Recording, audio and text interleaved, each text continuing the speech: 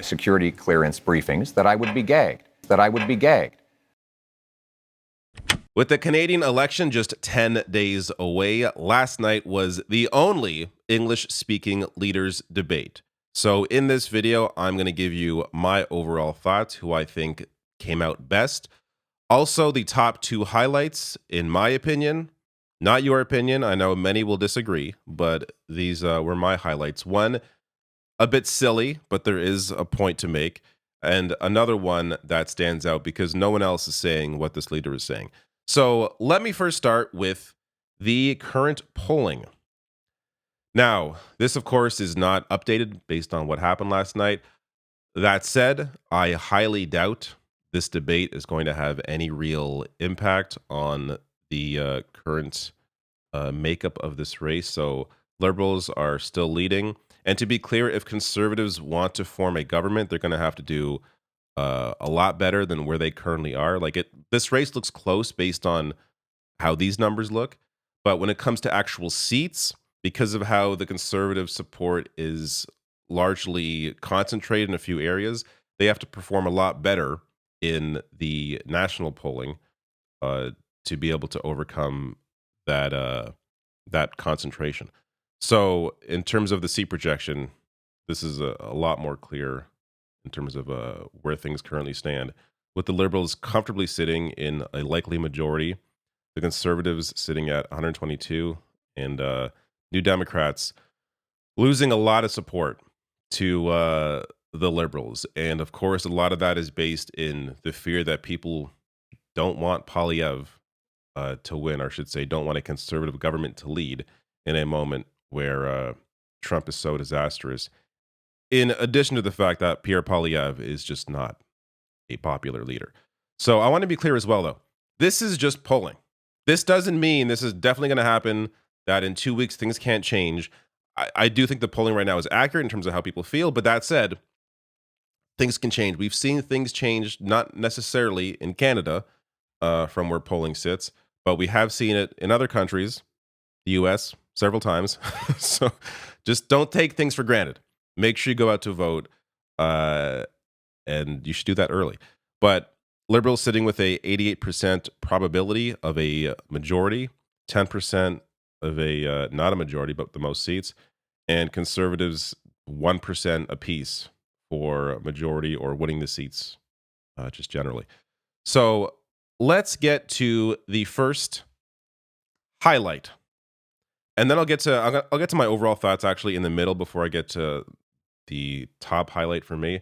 But this moment, I want to be upfront here. You may think I'm being ridiculous, but I wasn't the only person to hear something here that wasn't actually said. We have our top secret security clearance. I got mine within 3 weeks. It wasn't hard, but I felt it was important that I had it so I could be in a position to be informed about that dangerous world and take decisions at. And Mr. Poilievre, it is now 950 days, if my numbers are right, since you've had the opportunity to get your top secret security clearance, and you've refused. Why?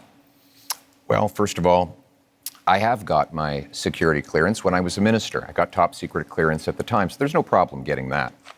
But when the government made this recent offer, they said that if I got the security clearance briefings, that I would be gagged. Under the security law, that I would be gagged. Under the security law, and I could be prosecuted if I spoke freely it sounded like about I would be matters gay. of foreign interference. Now, given that Canada has experienced that I would be gagged. All right, so there is a serious point to make here in terms of his actual answer, but I just briefly have to mention I wasn't the only person that thought he said I would be gay, because I checked social media this morning and it was all over Twitter. I would be gay with this edit. Love wins. Henny here saying he heard Poilievre say he didn't want it to avoid being gay. Somebody else, he would be gay. So I wasn't the only person to hear this. Clearly, he did not say that. You listen to it again, you listen to it closely. It just kind of trailed off at the end of the word. But, you know, it wouldn't be surprising considering his vote against marriage equality. The meaning of the term marriage ought to be preserved as a union between one man and one woman to the exclusion of all others. So you can understand why he'd be afraid of being gay. That said, let's get to the serious point now. He claims that he would be gagged by the security clearance. So this was posed to a security expert. The Walrus covered this. Poilievre's refusal to get security clearance raises questions about his readiness to govern. So they spoke with Wesley Wark, a Canadian historian and leading expert on national security and intelligence. And here is what he said about Poilievre's refusal to get the security clearance. Keeping in mind here, he's the only leader to not get it. Everyone else on stage has it. Poilievre is refusing still to get his security clearance. So he's asked about it. He says, the stance makes no sense to anyone who understands the nature of security clearances. Poilievre clearly believes that having a top security clearance and access to classified intelligence would gag him. He also claims to believe that any such process would be politicized and controlled by the government. In fact, political leadership does not dictate to CSIS or any other security or intelligence agency what they can share. That determination is made by the agency that controls the information on the basis of what any recipient might, quote, need to know. As for being gagged, of course, Poilievre would be in breach of the Security of Information Act, were he to discuss in public without permission any details of the information shared with him. But the benefit of having a top security clearance is to be able to better understand the threat environment that the country faces and better understand any foreign interference activities directed at his own party. Poilievre would be free to make policy decisions about the Conservative Party's approach to national security and to make decisions about protecting the integrity of his own party based upon the classified information he might receive. He also goes on to say, it gives him freedom to say whatever he wants, unchecked by more nuanced knowledge of the facts. That is it right there. Not getting his security clearance enables him to essentially say and claim whatever the hell he wants because he doesn't have the necessary knowledge to know otherwise. Now, there are other people that are speculating that he wouldn't even be able to get it for potential, foreign ties.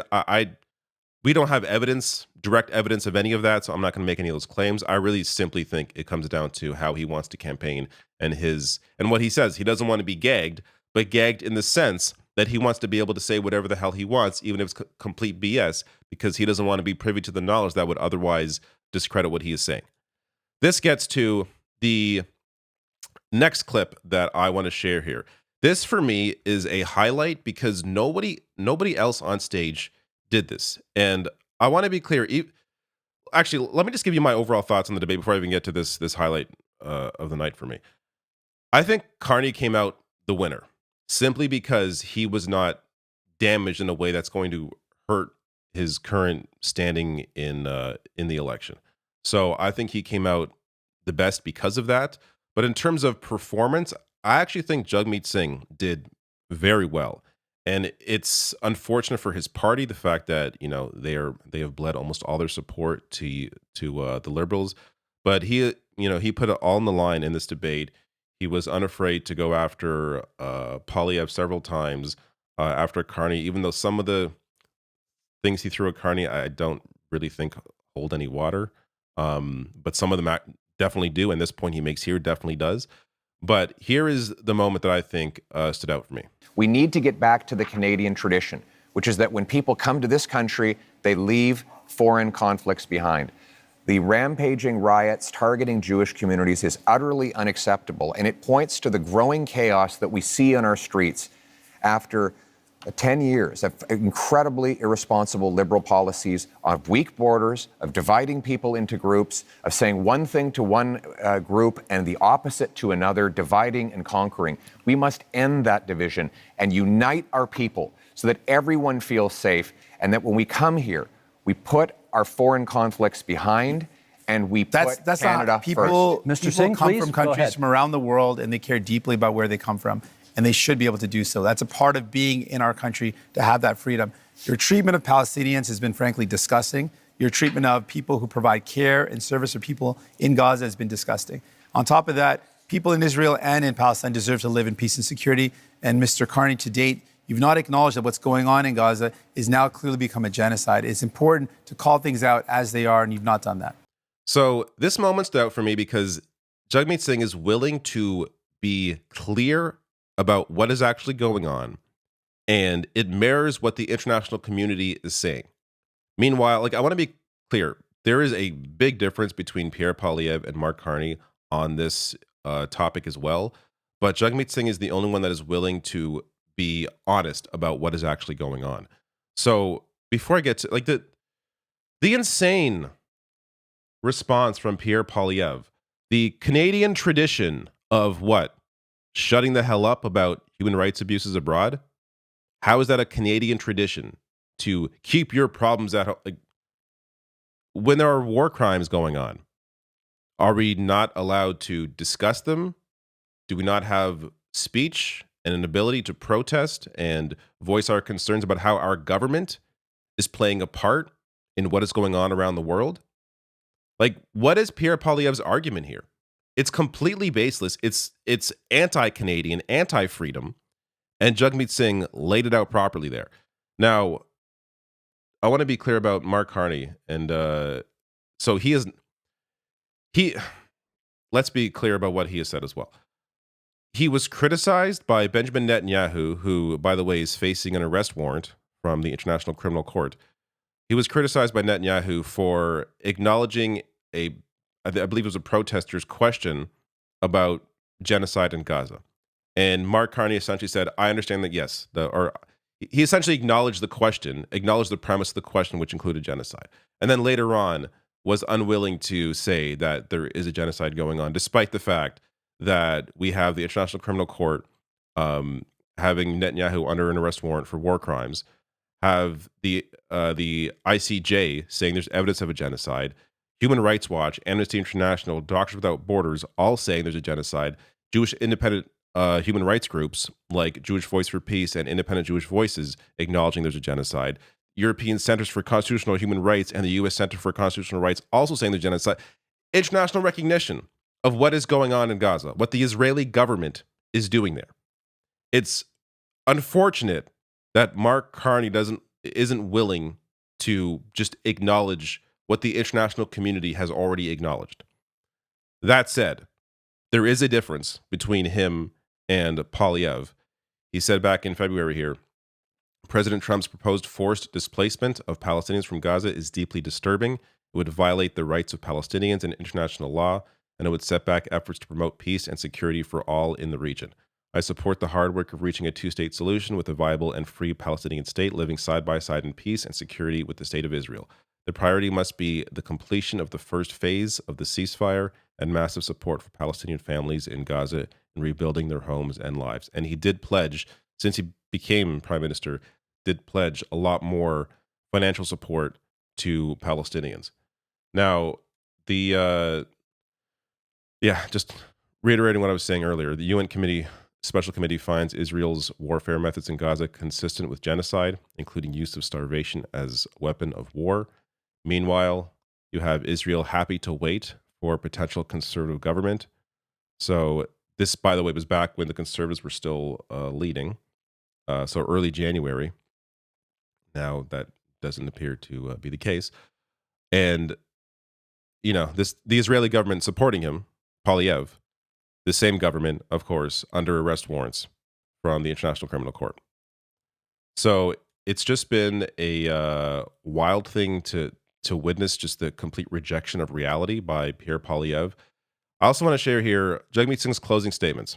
So it's important to note some of the great things that the Liberals got through. They got through because of the pressure from the NDP. Because you voted for New Democrats, we were able to build this country that we love. Universal health care and pensions, because you voted for us. Because you voted for New Democrats, we were able to fight to bring in dental care, pharmacare, and childcare. Because you voted for us, because you supported us. You have the power with your vote to send more New Democrats to Ottawa, to continue that fight, to make sure that no government cuts the things that we hold dear, like our health care, to ensure that we can do everything possible to make life more affordable by making it more affordable to buy your groceries and to get a home. So the other thing I like about Jagmeet Singh's approach recently in this debate is that he is not pretending he is going to become prime minister. He knows the party is nowhere close. That's not going to happen. But he is acknowledging that if you want to keep the pressure on the Liberal Party, you need a party to the left of them to continue doing that. Now, I've made my criticisms of the NDP, and I feel like there isn't as much there as there should be.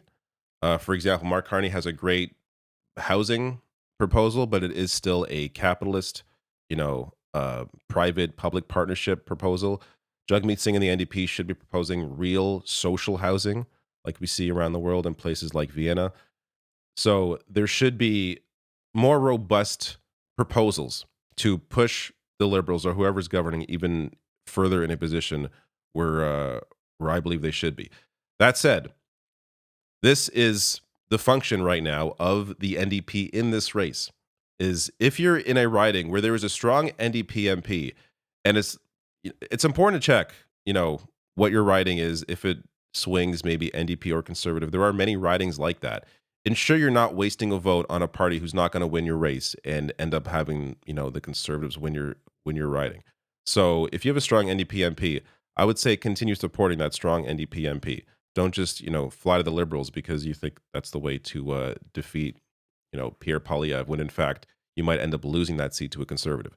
But, overall, this debate I don't think is going to do a whole lot. A lot of it was very dry, especially the beginning. Way too much talk about pipelines. It's just fell asleep during that whole section. But this, again, nothing really stood out here in a way that is going to move or change this election in any way.